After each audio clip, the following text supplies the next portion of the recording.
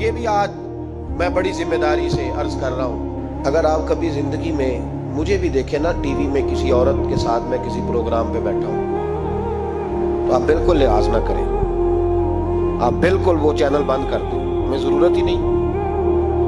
میرے لیے کوئی مفتی دلیل نہیں ہے تو عورت کے ساتھ بیٹھا ہے پروگرام میں نے تو وہ والا قرآن پڑھا جس میں اللہ کریم نے کہا عورتیں آ جائیں تو مرد نظریں نیچی کر دیں۔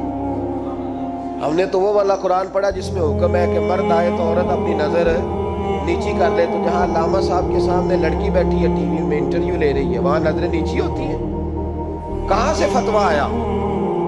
حضرت جنید بغدادی تو فرمایا کرتے تھے کہ حسن بصری پڑھانے والا ہو، رابعہ بصری پڑھنے والی ہو، تو پھر بھی ان کو بغیر پردے کے پردے پڑھانے کی اجازت نہیں ہے۔ بات ختم ہو گئی۔ میں کل مجھے سرکاری یونیورسٹی ہے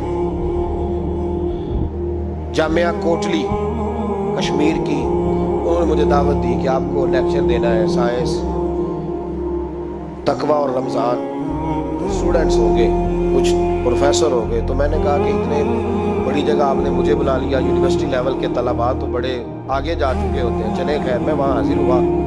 جب میں پہنچا تو ایک پروفیسر صاحب مجھ سے کہنے لگے کہ لڑکیاں بھی ہیں، تو میں نے کہا کہ ٹائم دیتے وقت آپ سے گزارش کی گئی تھی کہ لڑکیاں نہیں ہونی چاہیے۔ تو وہ ایک جملہ بولنے ہی لگے تھے، تو میں نے ان سے کہا کہ آپ مجھے دکھیا نوس مولوی سمجھ لیں، میں پرانے خیالات ہوں، آپ مجھے پرانا سمجھ لیں، اس لیے کہ میرے حضرت صاحب فرمایا کرتے تھے ہر چیز نہیں لے لینا، دین نہ نیا لینا۔ وہ 1400 سال پرانا ہی ہمیں ٹھیک ہے، ہمیں نیا دین نہیں چاہیے۔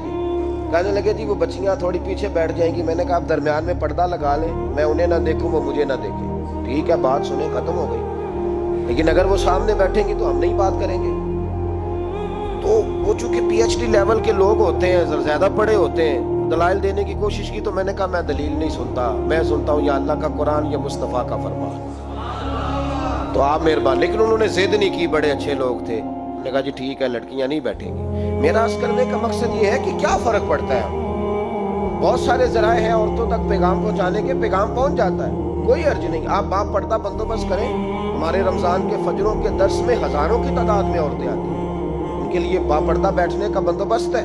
لیکن کوئی ضروری ہے کہ ٹی وی پہ ایک عورت بن سور کے سامنے بیٹھے اور آپ اس کے سوالوں کے جواب دیں؟ ہمارے لیے نہ کوئی مفتی دلیل ہے، نہ کوئی شیخ الحدیث دلیل ہے، اس طرح کا کوئی مفکر محقق ہمارے لیے دلیل نہیں۔ ہمارے لیے دلیل رسول اللہ کی ذات ہے صلی اللہ تعالی علیہ۔ ختم ہو گئی بات۔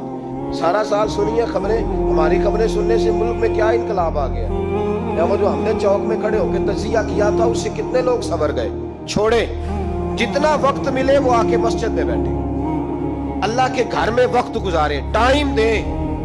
عبادت آپ کو زندہ کرے گی، روحانیت پیدا کرے گی، توانائی آئے گی، خوبصورتی آئے گی آپ کے اندر، آپ زندہ رہیں گے۔